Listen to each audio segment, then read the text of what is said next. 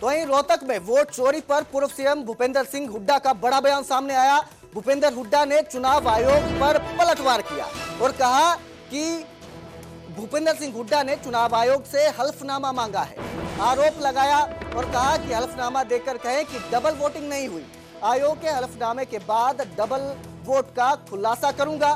भूपेंद्र सिंह हुड्डा ने कहा कि बड़ा सबूत होने का दावा किया है। आपको बता दें कि चुनाव आयोग ने प्रेस कॉन्फ्रेंस कर राहुल गांधी से हलफनामा देने या देश के लिए माफी मांगने की मांग की थी, जिसके बाद हुड्डा का यह बयान सामने आया है।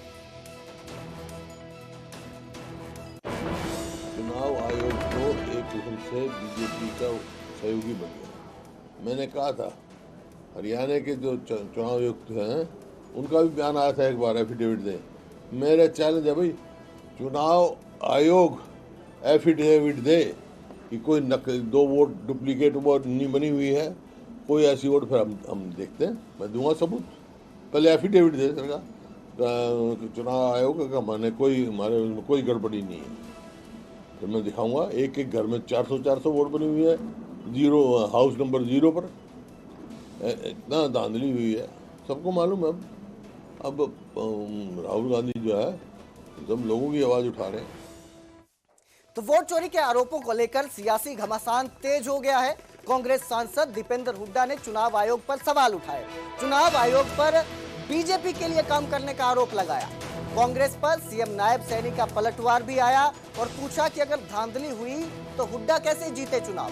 तो ये जो है वार पलटवार का सिलसिला अब तेज हो गया है। सीएम सैनी ने कांग्रेस के आरोपों को दुर्भाग्यपूर्ण बताया है।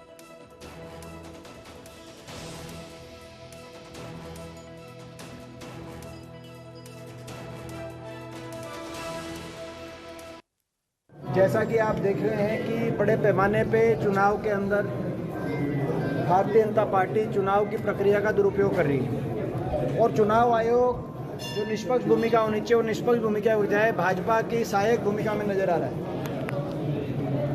भाजपा का एक ही उद्देश्य रह गया है, शाम दाम दंड भेद और यंत्र मंत्र और तंत्र के दुरुपयोग से सत्ता को हासिल करना, यानी कि जन भावनाओं से सरकार को ना बनाना। नायब सिंह जी के शब्दों में मैं कहूँ तो सारी व्यवस्थाओं का इंतजाम करके सत्ता पे काबिज होना, जो उन्होंने कहा था कि जन भावना से नहीं, लेकिन सारी भाजपा की के पास सारी व्यवस्थाएं हैं सरकार बनाने। ये जो व्यवस्थाएं हैं ये लोकतंत्र के लिए खतरा है।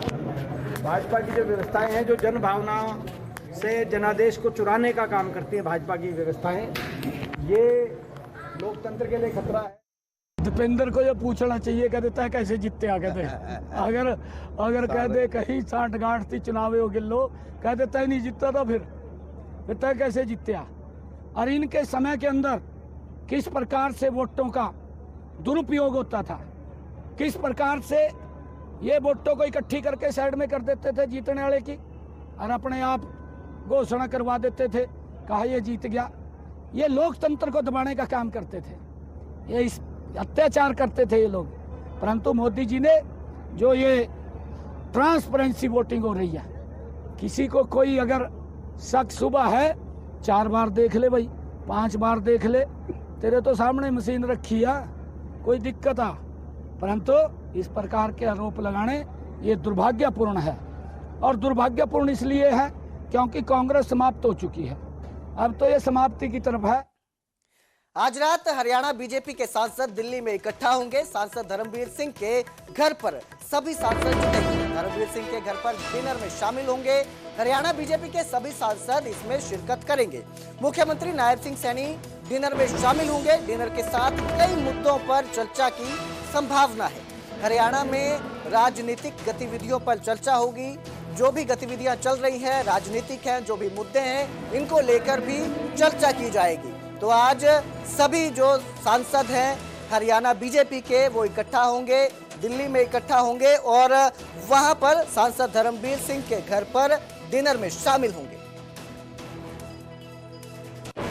यार ये जब भी लोकसभा का या राज्यसभा का सेशन चलता है तो मुख्यमंत्री माननीय मनोहर लाल जी थे तब भी, माननीय नायब सैनी जी बने हैं तब भी, ये एक सांसद के घर, क्योंकि आज के दिन हम मात्र 10 सांसद हैं, 5 लोकसभा में हैं, 5 राज्यसभा में, 10 आदमी बैठ के प्रदेश के हित में क्या हो सकता है, राष्ट्र के से, क्योंकि हम दिल्ली में बैठे हैं, प्रदेश की योजनाओं के लिए दिल्ली में हमने कौन से प्रोजेक्ट के लिए कोशिश करनी चाहिए, प्रदेश के अंदर अपने अपने क्षेत्र में कौन से काम करवाए जा सकते हैं, इन सब के लिए चर्चा आज से नहीं पिछले 11 साल से होती है।